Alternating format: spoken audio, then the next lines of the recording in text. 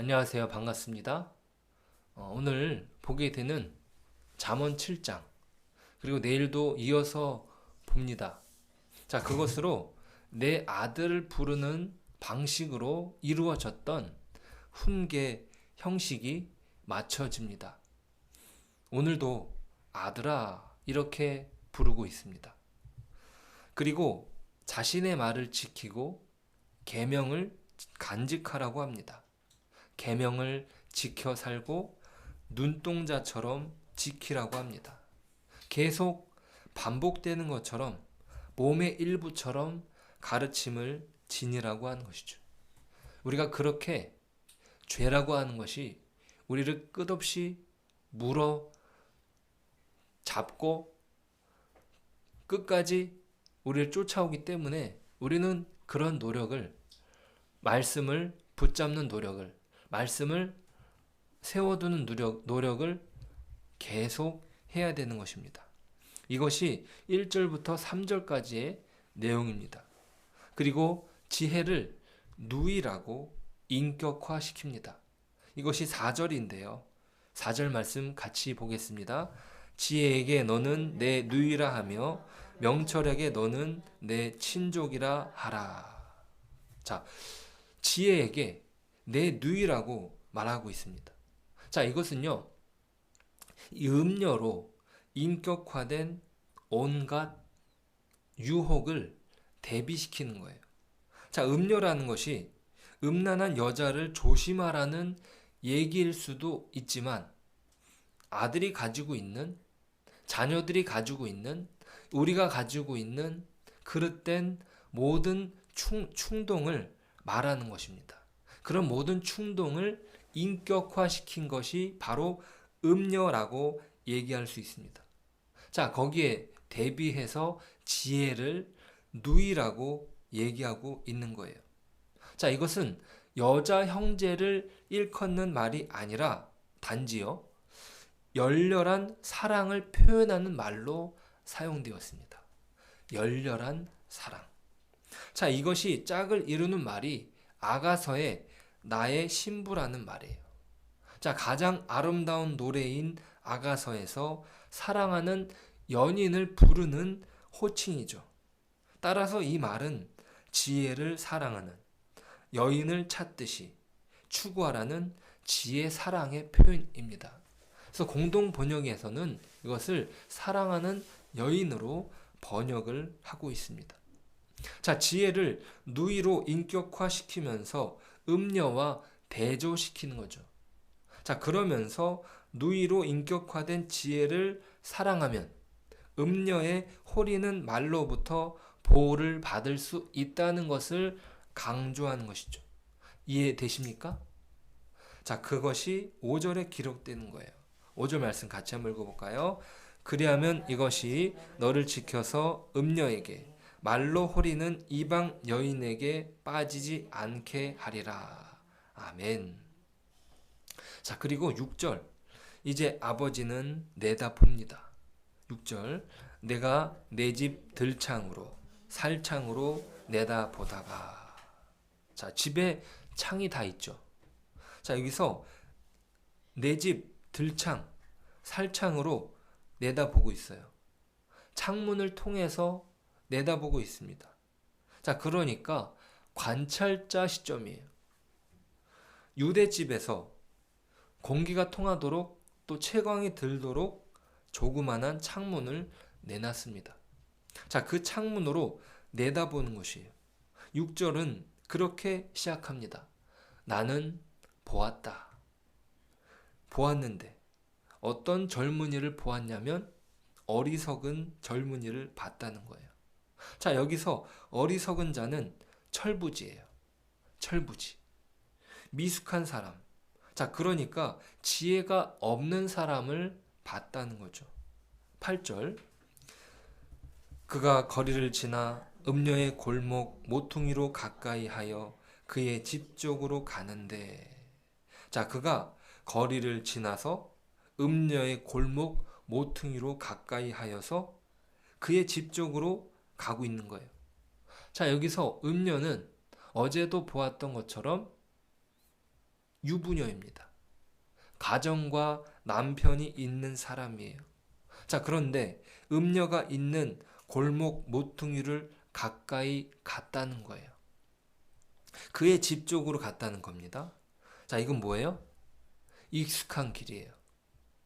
자주 왔다 갔다 하는 겁니다. 잘 아는 길처럼 지금 가고 있는 거죠. 그렇죠?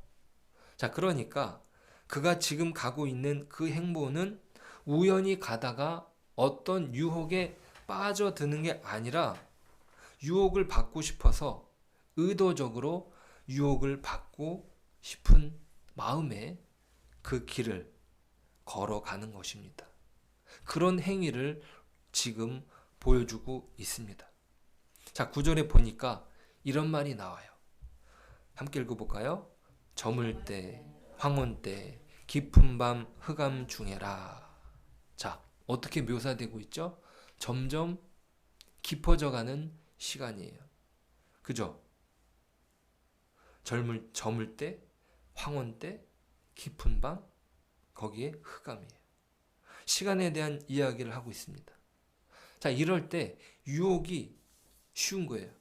왜냐하면 환한 대낮에는 유혹이 잘 안 되는데 이렇게 저물고 뭔가 좀 어두컴컴할 때 유혹이 일어납니다. 어둠이 차올 무렵이 되면 이 마음이 차분해지고 쓸쓸한 감정이 드는 게 어떤 인간이 가지고 있는 보편적인 감정이거든요. 자, 생텍쥐 베리가 쓴 어린 왕자라는 책 아시죠? 자, 그 어린 왕자의 소설에 보면 어린 왕자가 하루에 43번을 의자를 돌려놓으면서 뭘 봤냐면 해지는 광경을 봤어요. 자, 어린 왕자가 사는 별이 하도 작으니까 이게 집 한 채보다 조금 커서 의자를 돌리기만 하면 해지는 광경을 목격할 수 있는 거예요. 자, 그러니까 하루에 43번을 봤다는 거예요. 그걸 뭘 뜻하는 거죠? 그 어린 왕자 안에 있는 쓸쓸함을 표현하는 거예요. 자, 그 쓸쓸한 시간을 그렇게 이야기하고 있습니다. 저물 때, 황혼의 때, 깊은 밤, 흑암. 자, 이거는요, 이성이 작동하는 시간이 아닙니다. 낮의 시간은 이성의 시간이거든요. 그래서 우리 학생들이 학교에 가고 회사에 가고 또 활동들을 하는 거잖아요. 자, 그런데 밤이라고 하는 시간은 감성의 시간입니다. 자, 그래서 밤에 쓴 연애 편지는 낮에 보내기가 힘들다고 하잖아요. 이 밤에 쓴 그 편지가 낮에는 자기가 읽었을 때 이거 어떻게 보내지 그러는 거예요. 그래서 어떤 분은 이렇게 얘기합니다. 낮에는 하나의 눈을 가지고 있지만 밤에는 1000개의 눈을 가지고 있다. 자, 그러니까 이성은 판단을 뜻하기도 하는데 판단이라는 게 기준이 되는 거죠. 자, 낮에는 그렇게 보는 거예요. 기준이 있어서. 자, 그런데 밤이 되면 달라 보입니다. 1000개의 눈이 열리는 거예요. 자, 그러니까 어떤 면에서 밤은 창작의 시간이에요. 밤에 글을 쓰기도 하고, 밤에 어떤 작품들을 만들 때 그렇게 밤에 많이 집중이 됩니다. 제가 예전에 건축 공부를 했었을 때도 밤에 막 아이디어가 많이 나오고 막 그랬었어요. 자, 그러니까 감성의 문이, 어떤 창작의 문이 열리는 시간이기도 합니다. 자, 그렇게 아름다운 때이기도 하지만 유혹의 때이기도 하다는 거예요. 자, 그런데 그 유혹의 시간, 이성적 판단보다 감성적 느낌이 중요해지는 그런 시간에 골목으로, 대로에서 벗어나서 모퉁이를 돌아서 골목으로 지금 가고 있습니다. 그러니까 이 어리석은 자는 지금 뭐냐 하면 누가 날 좀 유혹해줘, 이렇게 가는 거죠. 자, 그런데 밤에 어두운 시간이 나쁜 건 아닙니다. 밤을 잘 지내야 되죠. 하나님이 밤을 만드신 까닭이 그렇습니다. 첫째로 쉬라고 하는 거죠. 노동을 그치고 이제는 좀 쉬라는 거예요. 그 다음에 밤은 돌아보는 시간입니다. 낮에는 일하는 시간이지만 밤이 되면 스스로 성찰하고 돌아봐야 됩니다. 그러니까 밤은 회복의 시간이죠. 마치 꿈을 꾸면서 낮에 있었던 내가 경험했던 시간들을 정리하는 거죠. 그래서 기억을 깊이 집어넣어야 될 거는 깊이 집어넣고 또 얕은 기억 창고에 넣을 건 넣어놓고 그래서 나를 정리해 주는 시간입니다. 그것이 바로 하나님께서 밤을 허락하신 이유인 거죠. 자, 그런데 문제는 전기불이 들어오기 시작하면서 사람들이 밤을 잊어버렸다는 거예요. 자신의 쾌락을 위해서 그 밤의 시간을 씁니다. 너무 늦게까지 빛을 밝히는 거죠. 불을 켜놓고 TV를 켜놓고 컴퓨터를 켜놓고 뭔가 들어야 되고 봐야 되고 쾌락의 시간에 빠져들며 성찰이 사라지고 쉼이 사라지고 이렇게 된 것입니다. 자, 사람들이요. 동물에게도 그렇게 하는 거죠. 달걀을 많이 낳으라고 불을 밝혀놓고 인위적으로 공장처럼 돌립니다. 어둠이 중요한 것인데 하나님이 처음에 빛과 어둠을 만드셨을 때 창조의 목적이 그게 아니었는데 지금 너무 다른 방향으로 흘러오고 있는 인위적으로 만들어진 문화의 문제라고 볼 수 있겠습니다. 어쨌든 이 대목에서는 밤이라고 하는 것이 오히려 유혹의 시간으로 얘기가 되고 있습니다. 그렇죠? 자, 오늘 이 말씀을 통해서 우리는 무엇을 깨닫습니까? 우리에게 지혜는 바로 예수 그리스도를 통해 완전한 인격이 되었다는 사실입니다. 말씀이 우리 가운데 거하시게 된 거죠. 오늘 본문은 지혜의 인격성을 통해서 음녀의 유혹으로부터 지켜준다고 말했습니다. 음녀의 유혹은 너무나 강력해서 정신을 쏙 빼놓습니다. 쾌락, 그 어떤 내가 원하고자 하는 그 욕망, 그것이 바로 음료인 것이죠. 자, 그 길이 망하는 길임에도 그 발걸음은 깊은 밤으로 끌려갑니다. 결국에 깊은 흑암에 빠지게 만드는 것이죠. 그렇게 죄의 유혹은 강력합니다. 그러한 유혹에서 우리를 건져주시는 분은 신랑 대신 예수 그리스도입니다. 그분은 우리의 신랑이시고 우리는 그분의 신부이죠. 우리가 음녀의 유혹에서 벗어나는 것은 신랑 대신 주님을 사랑하는 것입니다. 그 사랑 안에서 우리가 만족을 누리고 진정한 행복을 얻을 때 우리는 거짓된 유혹에서 벗어날 수 있습니다. 우리는 그렇게 인격화된 지혜, 예수 그리스도 안에서 사랑 안에 머물며 유혹에서 벗어날 수 있는 것이죠. 그렇지 않습니까?